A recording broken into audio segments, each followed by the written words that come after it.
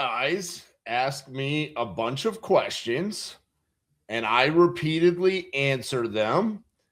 And it appears that we don't want to accept the answers. And that's starting to bother me a little bit. So I'm just going to get it out in this video. I get asked the same questions over and over and over again, each and every day. RJ, I want to be a virtual wholesaler. What market should I be in? RJ, what's the best lead source for virtual wholesaling? What comping software should I use for virtual wholesaling? And those questions get asked on repeat. And I have put out literally at this point thousands of videos talking about these topics. I repeatedly show you using those systems and all of the answers successfully, but yet the questions still get asked. And then my favorite is the follow-up question after I give you the answer. For example, what market should I be in? I don't believe you should be in a specific market. I think what you should do, because more often than not, you're tight on budget, you should get the cheapest leads possible and then decide which leads you're going to close based off of buyer activity inside of that individual market. What do you think about me wholesaling in Ohio? Yeah, Ohio is a great state for wholesaling. It's one of the highest volume states that we've done. The issue with you deciding that you want to only wholesale in Ohio is that now it's going to cost you more per lead in the state of Ohio. Are you ready for that? Well, no, I still want to get the cheapest leads. Okay. Why did you ask if I gave you the answer and then you were just going to rebuttal with what you already thought was the answer? What's the best lead source? I use Speed of Lead, Property Leads, Lead Zolo. Yeah, but which one? I use all three. They all three work. If you want to just pick one, throw all three names in a hat, pick one. Fuck it. Use Property Leads. Use Speed of Lead. It doesn't matter. They all have a cheap product nationwide. Use that. Use those leads. Split test it. You got a $3,000 budget, do 1,000 on Lead Zolo, 1,000 on Property Leads, 1,000 on Speed Lead, and whichever one works the best, use that one. What are your thoughts about cold calling? Cold calling sucks. You asked me what to do for lead generation. I gave you an answer, and it works. If you're asking, it's because you're seeing the results that we get here. Why don't you want to accept the answer? What software should I use for comping? Use PropStream. What about PropWire? I don't know. I've never used PropWire. I love Jerry Norton. He's a part of TU.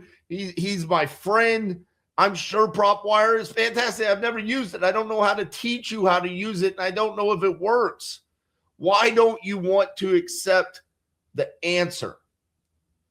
That is the part that is really, really difficult for me to swallow and accept when I'm asked and then it's answered.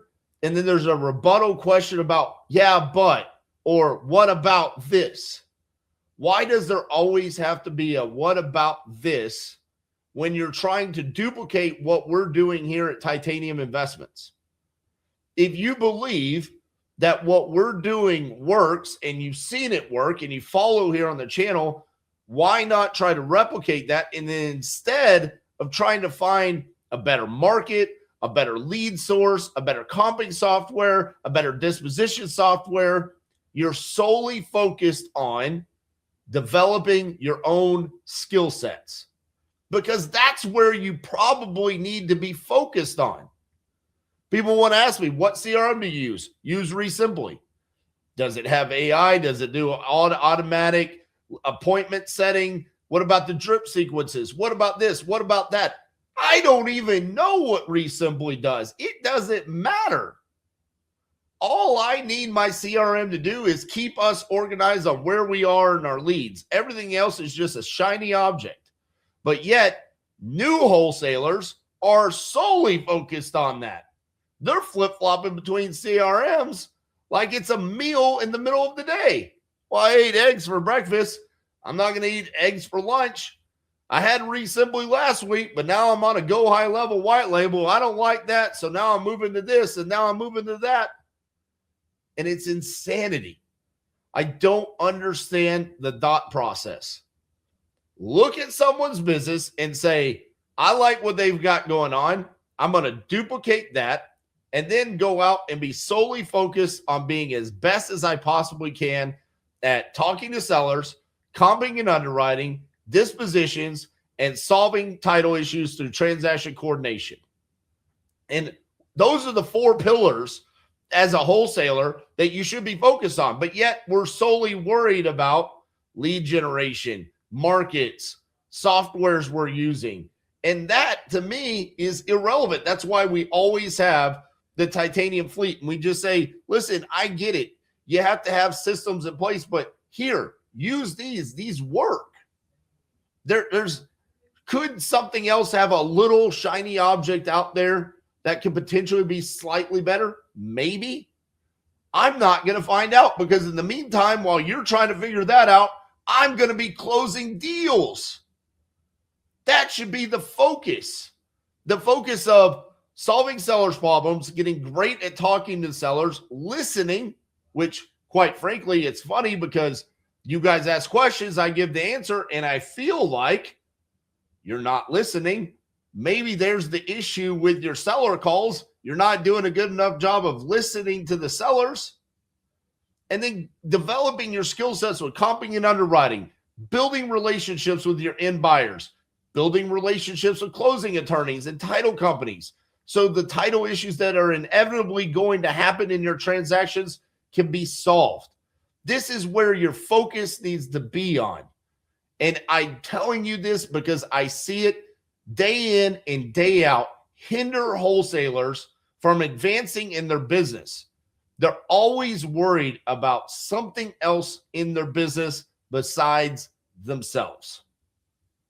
And the number one issue that we have in this industry is lack of skills. That's the thing that we need to be working on. Getting better at communicating with sellers, getting better at understanding where end buyers buy, developing real relationships with those end buyers. So when you talk to the next seller, you already know the answer. I closed a deal live the other day on Tuesday where I didn't even have to run numbers. I could just see in my comping software that I was getting a deal. I didn't have to use the profit calculator. I didn't know what the ARV was. I didn't know what the rehab was. I just knew that the numbers were fantastic for an end buyer, and so I closed the deal. That is because we have been focused on developing our skill sets and not always flip-flopping between different systems. So when you come, I love and ask me questions. I love the questions. Don't get me wrong. The issue that I have is when you ask a question and you feel like the answer is too simple or too good to be true and you don't accept it. That is the issue. And you want to go try to find another answer. And quite frankly, it appears that you want to overcomplicate it. You want to find a more complicated answer than the simple one that I'm giving you and saying, it's as simple as doing this. But RJ, wouldn't it make more sense as a virtual wholesaler to have one market to solely focus on? Sure, it could. It's going to cost you more money. That's the one issue that most people have. They don't have any money. So if you want to go develop your organization around one individual market, you have to know that's going to cost you more money. Will it be easier on the dispositions? Yes. Could it potentially be harder on the lead generation and acquisitions? Absolutely. There's always a give and take. And this is why for years now, we have been preaching nationwide virtual wholesaling. It costs you the least amount of money, gives you the most opportunity. Yes, dispositions will be harder, but we have the best softwares that we've ever had in this industry in regard to dispositions, knowing the end buyers. And if you're a part of a community like Titanium University, you have access to dispo houses who have already dedicated themselves to building relationships with those end buyers. And so this triggers quick, as fast as possible results in your business so you don't become demoralized and broke and then give up on your dreams. It's the path of least resistance. But that's the issue. The question gets asked and I receive resistance. So if you've previously asked me one of these questions, this video is for you. I'm not upset with you. I'm not mad with you or anything like that. It's just I'm really questioning. Why ask me a question if you don't want to accept the simple answer? Let me know in the comments. I would love to hear from you guys. I'll respond to each and every one of them. Regardless, show me some love, like the video, and we'll see you guys tomorrow.